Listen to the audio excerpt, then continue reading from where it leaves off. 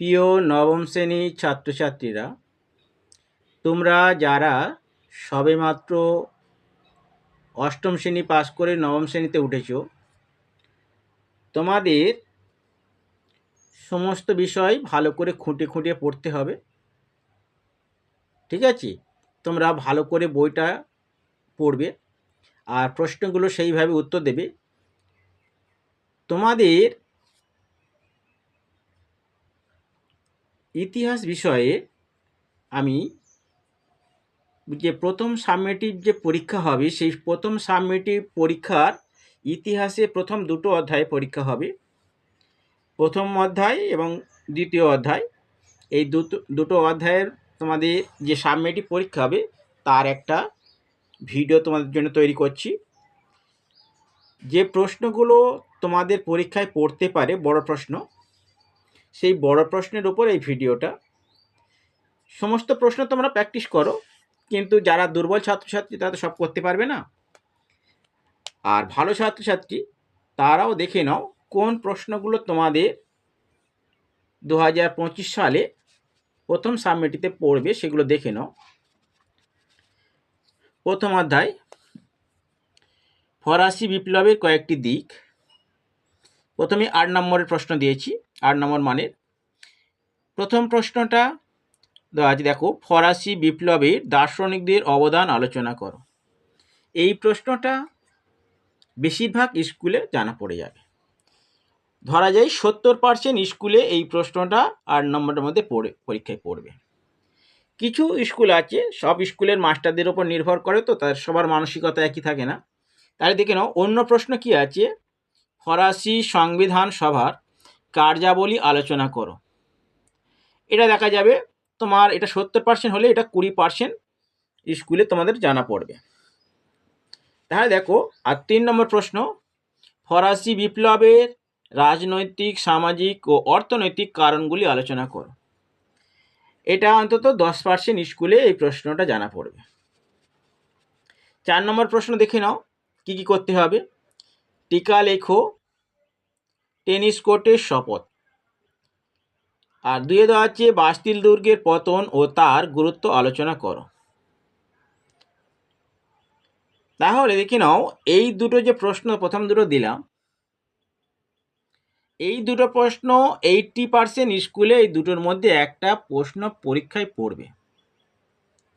তাহলে পড়ে রইল আরও 20%, ফরাসি বিপ্লবে নারীদের অবদান লেখো। এটা অনেক স্কুলে পড়বে। আর খুব কম স্কুলে এটা পড়তে পারে, ব্যক্তি ও নাগরিক অধিকারের ঘোষণাপত্র কি। তাহলে এই যে 4টে প্রশ্ন দিলাম, 4টে তোমরা তৈরি করে নাও। তৈরি করে নিলে একেবারে নিশ্চিত হয়ে গেলে যে যে প্রশ্ন পড়ুক না কেন 4 নম্বরে তোমরা লিখে আসতে পারবে। তাহলে তোমাদের 2 নম্বর মানের প্রশ্নগুলো দেখে নাও, যেগুলো 2 নম্বর মানে তোমাদের করতে হবে। আসিয়া রেজিম বলতে কি বোঝো? পুরনতন্ত্র, ফরাসি যে বিপ্লবের মানে বিপ্লবের আগে যে সমাজ ব্যবস্থা ছিল সেটা। আসিয়া রেজিম বলতে কি বোঝো? তাহলে এই প্রশ্নটা বেশিরভাগ স্কুলে পড়বে। তারপরে দেখে নাও, থার্মিডোরীয় প্রতিক্রিয়া কি, খুব ইম্পর্টেন্ট। বাউন্সউইক ঘোষণা কি। এরপর দেওয়া আছে ইন্টেন্ডেন্ট কি, লেতর দ্য ক্যাসে কি, অ্যাসাইনেট কি। আর এই প্রশ্নটা তোমরা ভালো করে তৈরি করে রাখো। 7 নম্বর, ডাইরেক্টরি শাসন কি। এই কটা প্রশ্ন যে কটা হাইলাইট আছে সব কটা ভালো করে করো, বাকিগুলো পরে করো। ঠিক আছে? যারা দুর্বল ছাত্রছাত্রী বেশি করতে পারবে না, হাইলাইটগুলো করো। ঠিক আছে? দ্বিতীয় অধ্যায় থেকে নাও, বিপ্লবী আদর্শ, নেপোলিয়নীয় সাম্রাজ্য ও জাতীয়তাবাদ। এই অধ্যায় মানে দ্বিতীয় অধ্যায় থেকে তোমরা দেখে নাও তোমাদের 8 নম্বর মানে কি কি প্রশ্ন আছে। কোড নেপোলিয়ন বলতে কি বোঝো, এর গুরুত্ব লেখো। এই প্রশ্নটা অবশ্যই তোমার পরীক্ষায় পড়বে। 4 নম্বরে পড়তে পারে, 8 নম্বরে পড়তে পারে।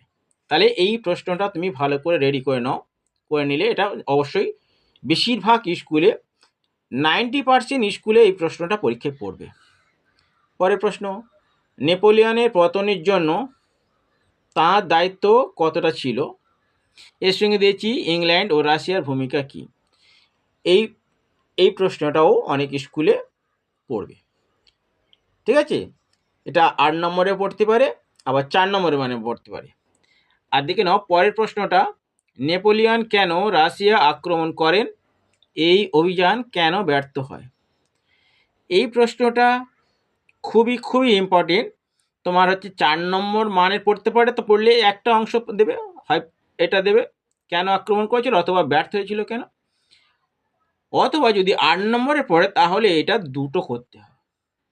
কি বললাম বুঝতে পেরেছ? 4 নম্বর দেখে নাও, বেশি প্রশ্ন দিইনে। মহাদেশীয় ব্যবস্থা নেপোলিয়নের পতনের জন্য কতখানি দায়ী? 4 নম্বরের মানের জন্য এটা তৈরি করে রাখো, অনেক স্কুলে এটা জানা পড়ে যাবে। মহাদেশীয় অবরোধ ব্যবস্থা বলতে কি বোঝো? আর এই প্রশ্নটা তো অবশ্যই তোমরা জানা পেয়ে যাবে। ঠিক আছে, আচ্ছা 2 নম্বর মানে এই অধ্যায়তে কী কী প্রশ্ন আছে দেখে নাও। লিপজিগের যুদ্ধ কেন জাতিসমূহের যুদ্ধ নামে পরিচিত?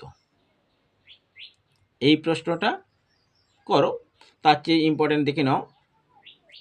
শত দিবসে রাজত্ব বলতে কি বোঝো? লিজিয়ন অফ অনার কি? পোড়ামাটি নীতি কি? স্পেনীয় ক্ষত কি? আর দেখে নাও ধর্ম মীমাংসা চুক্তি কি? তাহলে এই হাইলাইট করা প্রশ্নগুলো খুবই ইম্পর্টেন্ট তোমাদের জন্য। আর লাস্ট প্রশ্ন আছে কি, কাকে এবং কেন দ্বিতীয় জাস্টিনিয়ান বলা হয়? এই সমস্ত প্রশ্নগুলো তোমরা ভালো করে তৈরি করো, ভালো ছাত্রছাত্রী সবগুলো করো, যারা দুর্বল ছাত্রছাত্রী হাইলাইটগুলো করো। তোমরা যে বড় প্রশ্নগুলো পড়ে সমস্ত প্রশ্ন তোমরা ভালোভাবে জানা পেয়ে যাবে।